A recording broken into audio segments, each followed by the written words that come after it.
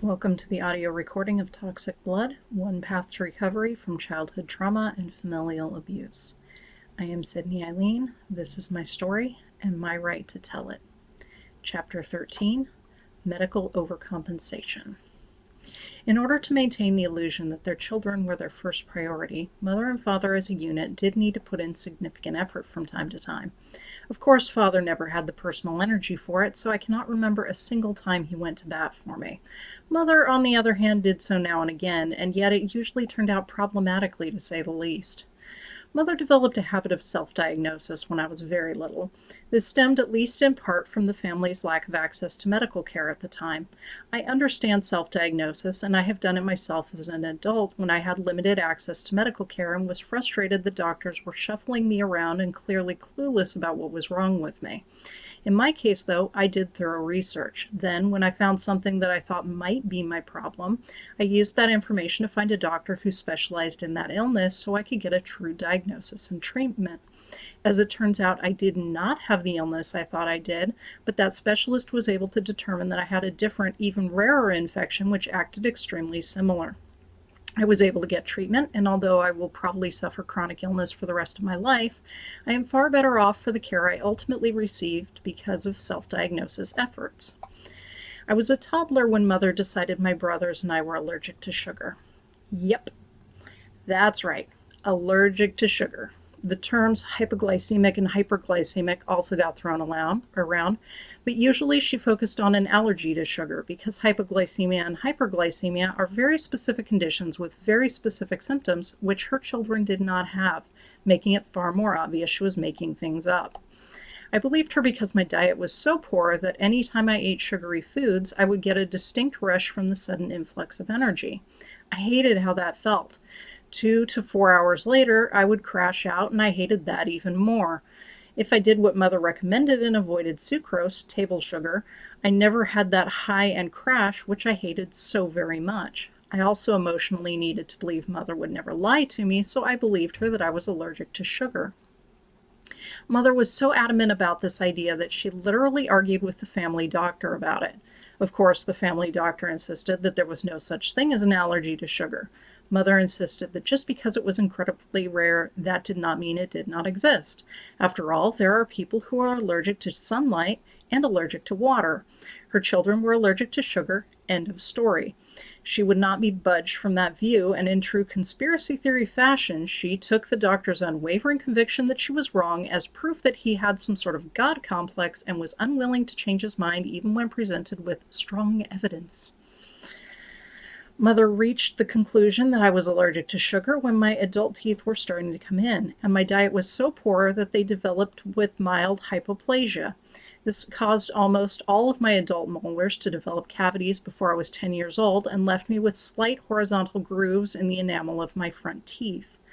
While there are many things which can cause hypoplastic teeth, in my case this was almost certainly a result of poor nutrition, which also caused me to have very strong reactions when I ate refined sugar. If the family doctor suggested that malnourishment was a possible cause for my reaction to sugar, he did not do so when I was present, but I was very young at the time and he may not have wanted to have that kind of discussion in front of me. Younger brother stopped avoiding sugar when I was only in the 2nd grade. Older brother stopped shortly after that. Nothing horrible happened to either of them, at least in part because I do not think either of them minded that feeling of the high and crash. So Mother said they must have gotten over the allergy. I so strongly hated the high and crash which sugar gave me that I continued to avoid sugar up to adulthood. It was just one more thing that made my relationship with food complicated and unhealthy and prevented me from discovering food that was enjoyable to eat.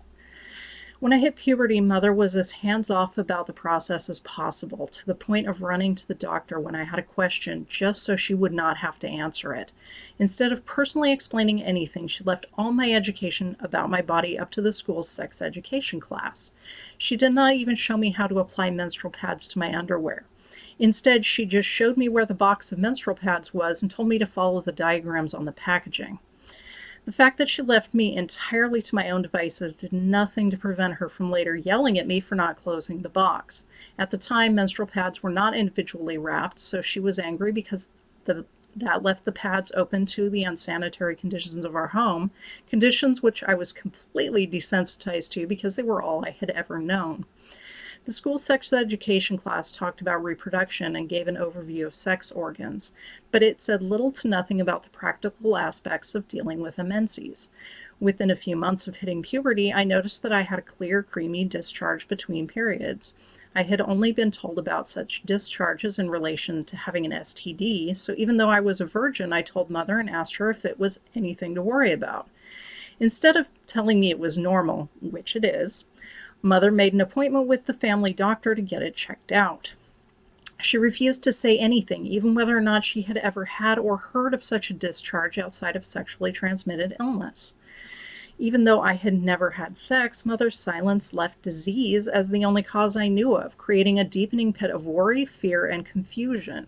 To his credit, the family doctor's bedside manner was excellent, especially given that I was significantly underage and he needed to give me a pelvic exam to confirm for certain that everything was normal.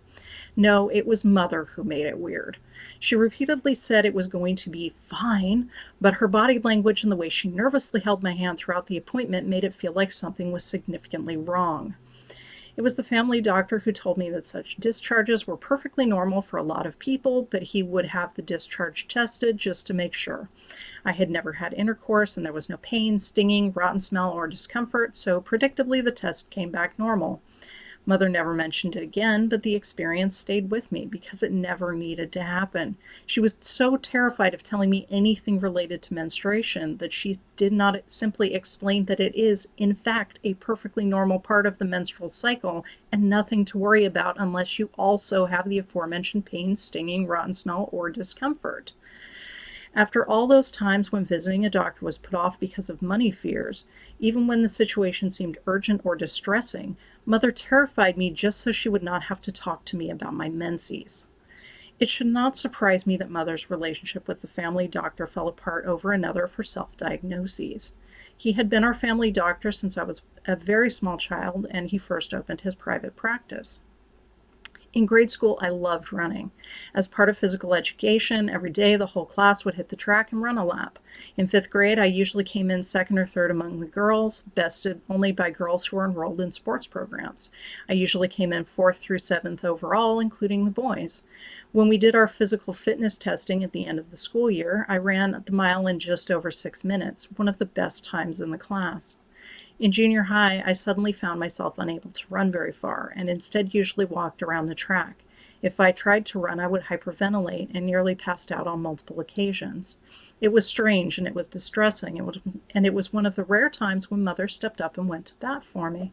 She talked to the school, got me excused so my PE grade would not suffer because I could not run, and she took me to the doctor to figure out what was wrong. The family doctor suggested that it might be anxiety related, but he could run some tests to check for physical causes as well.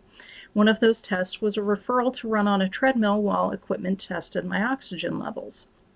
I did not have a hyperventilation fit that particular day, and the technician specifically said they had never seen someone run that fast on that treadmill. All test results came back on the excellent side of normal. Understandably, the family doctor felt that if the hyperventilation was not triggered by the test and all the results were not just normal but extremely good, that the cause was probably psychological, not physical. This perspective was also bolstered by the fact that the doctor had given me an inhaler to use when I had an episode, but it had not helped at all. He could investigate my breathing issues further if new symptoms developed that hinted at a different cause, but for the time being, he was out of options. He expected it would naturally resolve as I adjusted to puberty in junior high, and I should see a therapist if I needed treatment. As someone who believed in the importance of mental health, the idea that it was psychological in nature should have made sense to Mother, especially since this was the same year I contemplated suicide and she and Father put me on Zoloft. Instead, Mother absolutely blew her top that our doctor had no other tests to offer. Her baby was sick, and he was refusing to even investigate. What about parasites? She had heard that parasites could cause symptoms like that. Would he at least test for parasites just to eliminate the possibility? The family doctor had known Mother for at least a decade at that point. He knew she was neurotic. He knew she insisted her children were allergic to sugar, despite all evidence to the contrary. He knew she would not let go an idea once she got it in her head, but I expect he was getting rather sick of it and tired of coddling her. So instead of agreeing to test or even explaining that the tests he had already given would have been abnormal if it was caused by parasites, he told her that there were no parasites in the United States. It was impossible for me to have been exposed to any, so no, he was not willing to test for them. It was like throwing gasoline on a bonfire. It is factually incorrect to say there are no parasites in the United States, so he lost all remaining credibility in Mother's eyes. It is rare, but humans in the United States can and do occasionally contract parasites, especially the wormy variety. So Mother set out to find information about parasitic infections which people in the United States can get. She found no end of horror stories about intestinal parasites, and in her mind the fact that those stories existed proved that her daughter had contracted one or more such parasites. At this point, I feel more than a little stupid for going along with Mother's self-diagnosis, but her neurotic behavior was probably contributing to my anxiety-based hyperventilation, which continued to worsen during this time. It was frightening, and I wanted an answer. Not knowing what is wrong is absolutely terrifying. The family doctor was clearly unwilling to spend more time investigating, which I knew was at least partially a result of his conflict with Mother, but that knowledge only deepened my frustration. He offered nothing, and Mother was very vocal about prioritizing my problems, so I sided with the person who I believed was trying. Mother took me back to the family doctor, armed with information about parasites, to demand that I be tested for them. She said she wanted to eliminate the possibility, and she would believe the test results when they came back. Instead of humoring her, the family doctor doubled down and again insisted that no one could contract parasites in the United States. No, he would not do the test. It was psychological, not physical. There was nothing he could do. There was nothing he would do. Mother was livid when we left. If he would not do the tests, it was solidified in her mind. I had parasites. She was positive that the reason he did not want to do the tests was so that he would not be proven wrong, even if a patient suffered for his hubris. Without the support of a medical doctor, pharmaceutical treatments were impossible, so Mother deep dove into alternative and holistic treatments for parasitic infections. She recognized that a lot of them were bogus and just money grabs which were unlikely to help. Despite that, or maybe because of that, she finally put her faith in a psychic herbalist who promised that she could rid my body of the parasites. She called herself an herbalist, but I find that highly doubtful. Every herbalist I have ever encountered in my adult life had a large stock of various and clearly labeled herbs. They have an almost encyclopedic level of knowledge of what each of those herbs do in the human body. When presented with a very clear picture of the problem, that knowledge allows them to offer very specific herbs and herbal blends that will directly address those problems. This herbalist was not that kind of herbalist. No. She was the kind of herbalist that gives herbalists a bad name. Instead of jars of clearly labeled loose dried herbs, she had cases and cases of creatively named herbal capsules, which most likely contained parsley or sawdust. To determine the treatment, she pulled out one of those bottles and put a couple pills in my hand. She gently held my hand closed, cupped in her hands, closing her eyes and humming slightly to herself before dismissing that bottle and adding another couple pills and doing it over again. As she psychically divined the kind and number of pills I needed to take daily, she wrote them down and grabbed another bottle to repeat the process. I went home with multiple bottles of unspecified herbs with directions to take between 4 and a dozen capsules of each every single day. She promised that within a few months I should be clear of all parasites. The placebo effect is a very powerful thing. I took the capsules regularly. Mother calmed down and stopped neurotically obsessing over me. I settled into a routine in junior high where I was able to avoid bullying and most of the people in situations which were painfully or emotionally traumatic. The hyperventilating stopped, but I also never resumed athletic achievement, including abandoning the martial arts I had been studying for years. I did not understand the psychological connection at the time, but this was also when I started contemplating and then dedicated myself to critical introspection and self-change. It is a powerful thing for me to have a path to focus on, so I am sure that endeavor also helped to calm my anxiety and depression and thus abated further hyperventilation events. That should have been the end of it, but Mother had invested a great deal emotionally, physically, and financially over the course of many months. She had gone significantly out of her way, and she was going to cash in on and milk personal benefit from that effort at every possible opportunity. That meant she frequently bemoaned the evils of our egotistical family doctor with a God complex, who she made no efforts to replace because he was still a good doctor for normal stuff, and would enthusiastically expound about the lengths she had gone to in order to cure her daughter of parasites.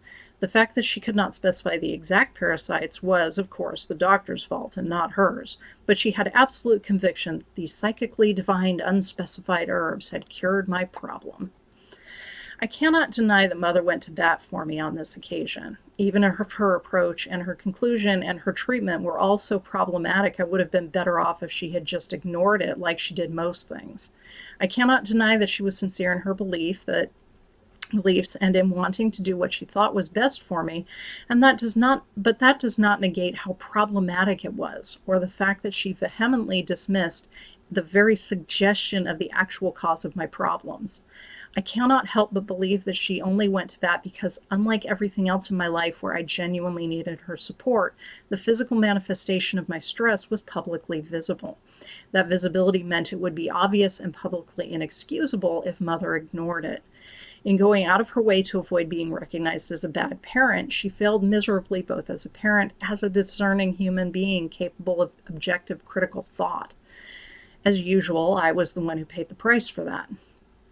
For years afterward, if I was present when Mother decided to expound on her monumental and praiseworthy efforts as a good mother, I was expected to nod and agree and praise that she had done the right thing.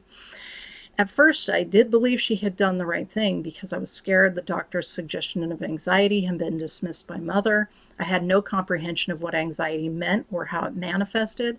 I still desperately needed to believe that she was reasonable and honest. The hyperventilation stopped while I was taking the sawdust pills, and I did not have the life experience and perspective to fully comprehend everything else in my life that contributed to the situation. Yet it embarrassed me when she would bring it up and flash it around like her personal badge of honor. There had never been and never would be proof of parasitic infection, or even any suggestion as to how I could have gotten such an infection. The general perception is that you get parasites from filth and disgusting things, so it felt like a stigma for people, including strangers, to believe I had ever had parasites. I was supposed to praise how great a job she had done going to bat for me, to demonstrate my appreciation for her status as a good mother and all the efforts she had put in to prioritize her children. Yet there were other areas of my life, like school, where I knew I desperately needed parental support, which was never provided. Mother's behavior when describing those events embarrassed me because it was performative, placing a spotlight on one particularly dramatic occasion when, to avoid public recognition of her neglect, she had indeed put in extraordinary effort. It glossed over all the multitudes of times when myself or my brothers did not receive prompt medical care, even though we should have. It glossed over all the other areas of our lives where Mother and Father were both conspicuously absent or callously dismissive of our needs. I did not comprehend at the time why it was embarrassing, but it was embarrassing. I was profoundly grateful when I finally stopped hearing about my encounter with parasites, and I was no longer required to heap praise on Mother for her handling of it. I have no idea if she is embarrassed about it now, decades later, but she should be. It was anything but proof that she was a good mother. It was proof that she was a neurotic fool who was so invested in ignoring the real causes of my depression and anxiety that she instead deep dove into conspiracy theories and charlatan cures and drug her pubescent child along for the ride.